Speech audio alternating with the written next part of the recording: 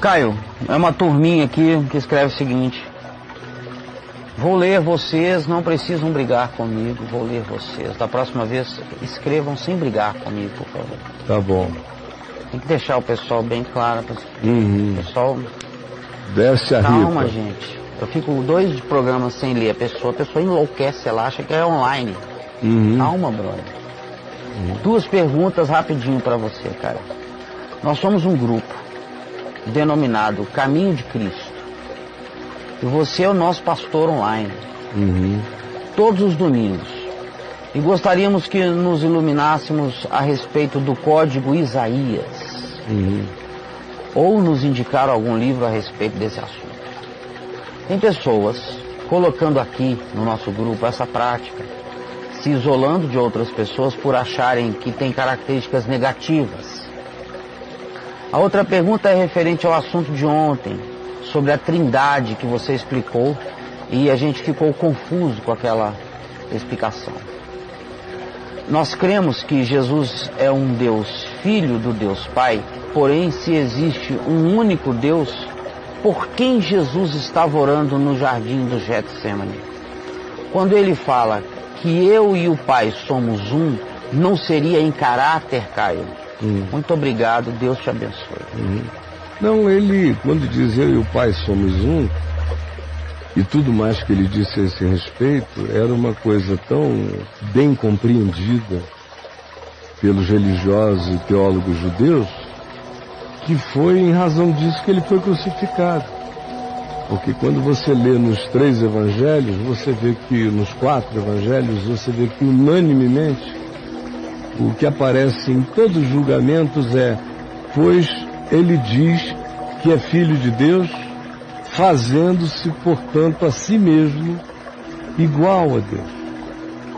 Então ninguém precisa perder tempo tentando entender o significado dessas falas de Jesus, porque a sentença da crucificação já traz a interpretação que os judeus, teólogos, escribas e versados na lei faziam. Quando alguém se dizia filho do homem, ele se colocava também em papel de equivalência com Deus.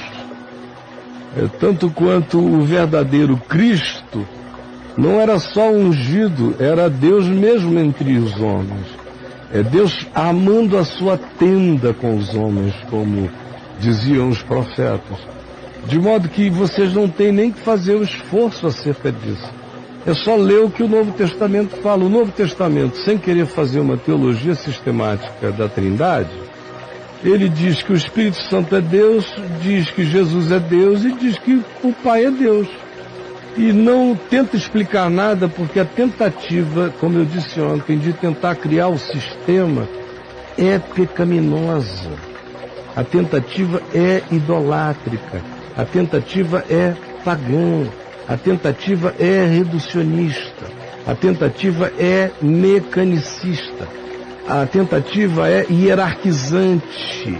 A tentativa é sociologizante do fenômeno. Então, tudo que confina a perspectiva de Deus é ídolo. Então, não fiquem confusos com o que eu disse. Eu não posso ser mais óbvio e explícito do que eu estou dizendo. Essa é a primeira coisa. Quando se diz que Jesus é a expressão exata do ser de Deus, lá em Hebreus, se está dizendo que ele é a expressão exata do ser de Deus. Não uma emanação, a primeira criação de Deus, como alguns que leem Paulo em Colossenses, no capítulo 1, do verso 13 em diante, que diz que ele é o primogênito de toda a criação, ficam dizendo, não, ele foi o primeiro gerado. Ele é o primeiro aparecido. Ele é o primeiro a ser manifestado. Ele é a primeira manifestação do que é eternamente. Porque se diz ao mesmo tempo que nele, em Cristo, habita corporalmente toda a plenitude da divindade. Paulo, escrevendo a Tito, o chama de nosso Senhor e Deus. E uma quantidade enorme de outros textos e situações. De modo que eu pediria a vocês que, sobretudo, lessem o meu site, caiofabio.net, porque as pregações de domingo à noite ou alguma coisa assim, eu nunca tenho a pretensão de trazer nenhuma forma de esclarecimento mais pedagógico sobre nada. Eu estou falando com um grupo amplo, enorme, muito mais sempre ministrando a fé ao coração, trazendo palavra de estímulo, de edificação, de coragem para viver. Mas no caiofabio.net, se vocês entrarem, aprenderem a pesquisar lá, que é o que o Judá já poderia ter aberto ali no Google, para vocês aprenderem a fazer a pesquisa. Por exemplo, qual é a palavra que eles utilizaram aí? A primeira pergunta qual foi mesmo? A primeira pergunta foi falando sobre a questão de Isaías, né, Caio? Sei, mas você quer saber dessa pergunta do Código de Isaías? Código de Isaías. Não, aí no site eu não vou falar sobre o código, mas não precisava tirar dali, eu ia já dar outra dica. Código Isaías. Estão desesperados lá dentro. Não é disso que eu vou falar agora. A segunda pergunta... A segunda pergunta é falando sobre a questão da Trindade. Da Trindade. Então pode escrever lá, Trindade, por favor. Trindade. Vai resolver. Não tem muita coisa sobre a Trindade, porque esse é um assunto, a meu ver, infantil. Duas senhoras e a Trindade, como você crê em doutrinas de Constantino, já outra coisa, mas tem a Trindade, porque para isso aí não, aí foi porque era alguém que me viu lá na igreja da Trindade, Constantino, lactância, cristianismo irreformável. Espírito Santo pode ser, né? Tem, tudo isso aí vai ter, ele vai encontrar várias coisas, mas se puser Espírito Santo, põe aí. Espírito Santo, ou se mesmo lerem o meu livro, o Espírito Santo, Deus que vive em nós, vão encontrar tudo isso. Eu creio do jeito que eu creio aqui desde sempre, é como eu ensino.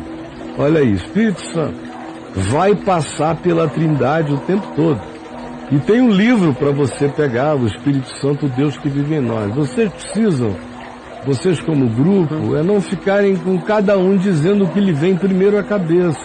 Sendo que pouca gente conhece, tem estrutura histórica, cultural ampla e variedade de percepção para ajudar a clarificação dos entendimentos. Por exemplo, escreve aí, Judá, Código de Isaías.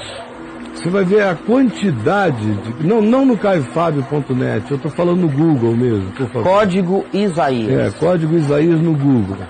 Vocês vão ver a quantidade de interpretações que uma coisa como essa suscita. Código de Isaías. Vamos lá, qualquer coisa, ou de Isaías, ou Isaías vai chegar lá.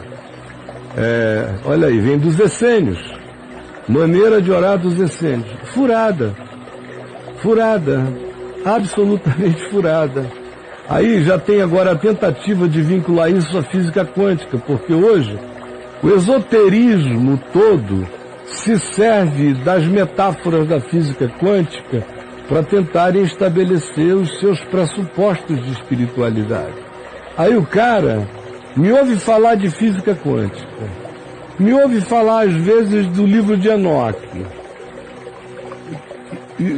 cheio de anjos o livro de Enoque, me ouve mencionar alguma coisa sobre a comunidade dos essênios em Qumran, junta tudo num pacote só, aí encontra num lugar essênios, Qumran, Enoque e física quântica, diz, eu encontrei a verdade. Faz um mexido. E, meu Deus, eu vejo cada loucura sendo feita, maluquice, porque os caras não conhecem legal o pressuposto quântico, não conhecem a história da revelação escrita e proposicional, não conhecem essas culturas esotéricas israelenses que iniciaram desde o tempo do exílio em Babilônia. Os judeus não foram à Babilônia e saíram de lá incólumes. Os babilônios e os persas eram cheios de esoterismos, de zigurates, de observação de astros, de filosofias interessantes e sutis acerca do mundo espiritual. Eles tinham um mundo espiritual carregado de anjos, de vigilantes. de seres de outras dimensões. Tanto é que é em Ezequiel e que você vê aquela descrição mais aparatosa daqueles círculos dentro de círculos com cambotas e olhos para todos os lados voando por sobre o rio Ulá, aquela loucura das evoluções de luzes gloriosas que deixaram Ezequiel em estado de perplexidade e petrificação. Então os babilônios e aquela cultura sempre lidou com uma variedade de percepções espirituais enorme. Então os judeus, boa parte deles, vieram influenciados. E foi esse lado que chegou profundamente influenciado por esse tipo de esoterismo, que 400 anos, 300 anos antes de Jesus, começou a escrever esse tipo de livro que mistura alguns textos do Velho Testamento com interpretações esotéricas. E aí ficam os queridos ali dizendo: Caio, nós estamos seguindo o caminho de Cristo, você é o nosso pastor. Me dá muita alegria, muita honra, eu quero ser. Então, se eu sou o pastor de vocês, ouçam o que eu estou dizendo. Vocês não escolheram um caminho que bote o pé no chão sólido. É um caminho muito movediço, estranho para quem quer caminhar no Evangelho simples, porque a quantidade de opiniões falaciosas ou quase fundadas numa coisa que poderia ter um interesse, significar um interesse de aprendizado, estão para todo lado. E a pessoa que não tem esse discernimento, essa acuidade longa, ampla e variada de observações, já que se a pessoa já não tiver visto esse filme muitas vezes antes e conhecer o processo histórico que formou isso tudo, acaba embarcando gaiatamente em coisas que não compreendeu e atrasando a simplicidade da compreensão. É por isso que eu digo a vocês, amigos, eu só vou sentir que vocês estão em segurança quando vocês fizerem o meu curso Reconexões, aqui no Caio Fábio Exclusivo, depois o Jesus, a chave hermenêutica. Aí eu vou começar a achar que vocês puseram o pé num chão sólido. Por que vocês não se reúnem como grupo e assistem? Fazem, são 200 aulas, de 10 minutos cada uma, para vocês conversarem depois com a Bíblia aberta. No Reconexões, no Chave Hermenêutica são 68, 70, para vocês fazerem juntos. Vão fazendo esse caminho juntos, para que vocês não fiquem perdidos no meio das muitas vozes que aparentam chegar com alguma ilustração e sabedoria, mas frequentemente não discerniram o precioso da bobagem. Vocês entenderam? Um beijo para cada um.